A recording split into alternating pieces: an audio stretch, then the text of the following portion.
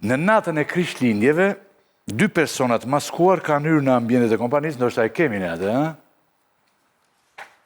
u anë në Laprakë, ngjarja është mbajtur e fshehtë dhe nuk është njoftuar policia. Zonja Lala, çfarë detajesh keni mësuar? Ja, kjo është nga kamerat, ë? Po. Dhe pse kanë hyrë ata aty? Dhe interesant shumë, njerëzit që i kanë këto zyra, kanë qenë zero të interesuar për të lajmëruar, për të kruar ndihmë se çfarë ishte kjo. Kthyer bravash e drejgjësh dhe kthyer edhe ndoshta kompjuterit. Çfarë është?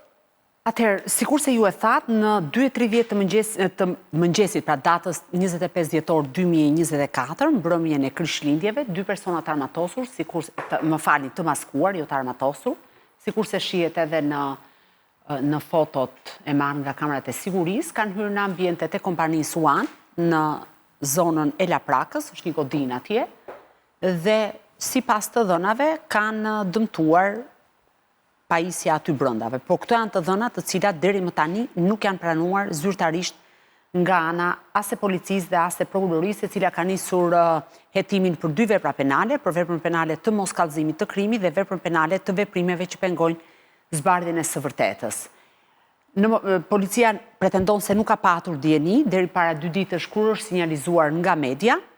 Pas sinjalizimit nga media, policia ka vajtur në vendngjarje dhe ka marrë dëshmitë e shumë personave të cilët mendohet që kanë dieni për këtë ngjarje. Arsyet se përse kjo ngjarje është mbajtur e fshehtë, patjetër që aty ka një pikpyetje shumë të madhe dhe një arsye shumë të madhe pse kjo ngjarje është mbajtur e fshehtë. Gentian Koçi, që është punonjës sigurie në kompaninë UAN, ka pretenduar që po, është e vërtetë që 2 persona të maskuar dhe të cilët shfaqen në pamjet filmike që duket sikur kanë, pra në pamjet parë duket sikur kanë lev një send të fortë në dorë, kanë hyrë në ambientet e kompanisë, po pretendon që kanë dëmtuar vetëm njërin nga dyert dhe duke qenë se nuk ka patur dëmtime të tjera sipas tij, kjo është arsyeja se pse nuk e kanë kallëzuar. Po ky person, pra, zoti Koçi, është duke u hetuar për veprën penale të kallëzimit të rrem, të moskallëzimit të krimit dhe veprime që pengojnë zbardhjen e së vërtetës, po ashtu për të njëjtat vepra penale po hetohen edhe 2 zyrtarë të tjerë, Arsil Feshti, që është punonjës sigurie në kompaninë UAN, dhe Eral Cina, që konkretisht është drejtor në, të jem e sakt, me detyrë drejtues departamenti i zyrave dhe pasurisë në kompaninë UAN. Po ashtu janë duke u hetuar edhe punonjësit e kompanisë private të sigurisë, që është Nazeri 2000, bëhet fjalë për Alfred Zylala, ky është më kryesori që është me detyrë drejtues teknik i kompanisë Nazeri. Dhe çfarë ka ndodhur? Në momentin që ngjarja ka ndodhur, Gentian Koçi nuk e ka parë të arsyeshme të njoftojë institucionet, pra policinë dhe institucionet ligjzbatuese, por ka njoftuar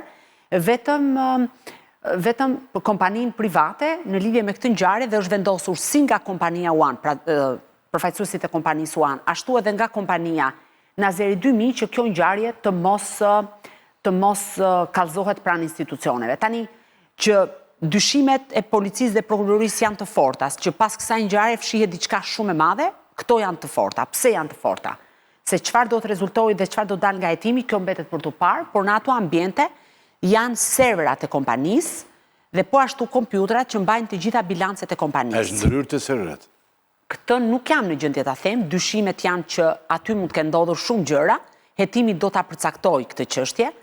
Problemi është që nga koha që ka ndodhur ngjarja, pra që nga 25 dhjetori, ka kaluar kohë gjatë dhe shumë nga pamjet filmike mund të jetë ndërhyrë në gjatë kësaj periudhe për zhdukjen e çdo prove që mund të kompromentojë persona të tretë.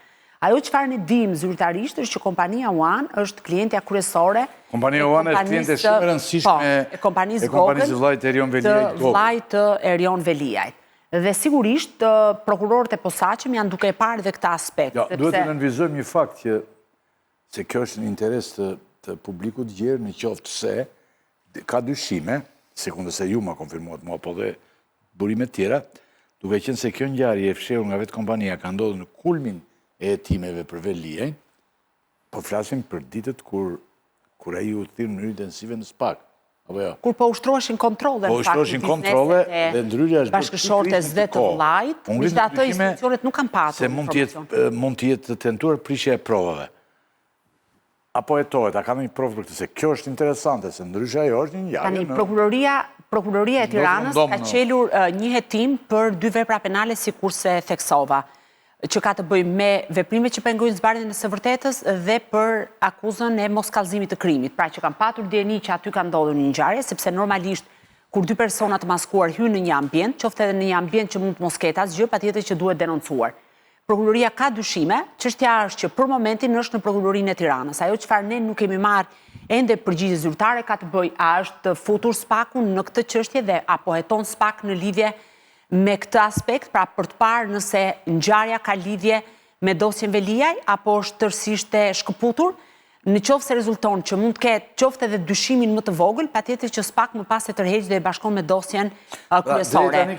Por nuk është bashkuar akoma. Pra deri në këtë momente që ne flasim nuk është bashkuar me dosjen kryesore të zotit Veliaj. Por për hetuesit, të cilët janë duke u marrë me çështjen dhe që po merren shumë kamera të tjera sigurie të bizneseve, rreth rrotull ambienteve dhe po ashtu po kçyren celular, sepse për shembull ylli kjo foto që ju publikoni, mua më ka ardhur në celularin tim dhe unë në atë kohë, pra ditën që e kam marrë, kam komunikuar edhe me zyrtarët e policisë dhe kam kërkuar shpjegime për ngjarjen dhe policia më ka kthyer fillimisht përgjigje zyrtare që nuk kishte informacion për këtë ngjarje.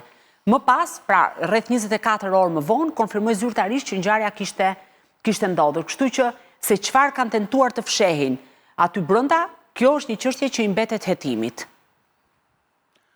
Kemi në një moment të shkurtër për këtë, apo të kalojmë po brenda këtij kuadri? Ka ndonjëri koment? Jo, ajo që duhet qartësuar në këtë pikë është potencialisht çfarë provash mund të prishin. Sepse prokuroria merr telefonat, kanë përshtypjen dhe i ka aty ato që interesojnë në kuadër të hetimit. Pra kjo është ajo që është pak e paqartë. Potencialisht çfarë provash mund të prishin tek serveri i kompanisë. Po më pyet mua? Po. Për sa kohë policia ka vetëm 24 orë që pranon që ka ndodhur ngjarja, pas afro 4 muajsh unë s'jam gjendje ta them, Klodian, se ka një problem. Policia pretendonte në momentet e para që nuk kishte asnjë informacion. Dhe është një ngjarje raportuar me shumë voneze. Në 4 muaj, pra janë afro 4 muaj, mund të kenë afro 4 muaj, mund të ketë shumë ndërhyrje. Pra normalisht kjo është duke u hetuar. Cili ka qenë qëllimi i fshehjes së kësaj ngjarje, se po të ishte një ngjarje banale, fare mirë kompania mund ta denonconte dhe të thoshte erdhën 2 persona këtu, të cilët mund të kenë hyrë kot po them për të vjedhur diçka, për të grabitur diçka, pra nuk është referuar dhe fakti që nuk është referuar për policinë ka dyshime të forta që është tentuar të fshihet diçka. Çfarë konkretisht? Për të qenë më konkretë, ne sigurisht ne nuk jemi hetues dhe nuk po ne jemi gazetarë dhe përpiqemi ta shohim në këtë kënd, fakti që ajo është fshehur. Pse është fshehur? Është një palët, në këtë rast pala e goditur, Ruani ishte interesuar i parë që duhet ta kryente veprimin të bënte kallëzimin e policisë, gjë që nuk e ka bërë, ka fshehur këtë gjë. Atëherë, nëse jemi brenda këtyre dyshimeve.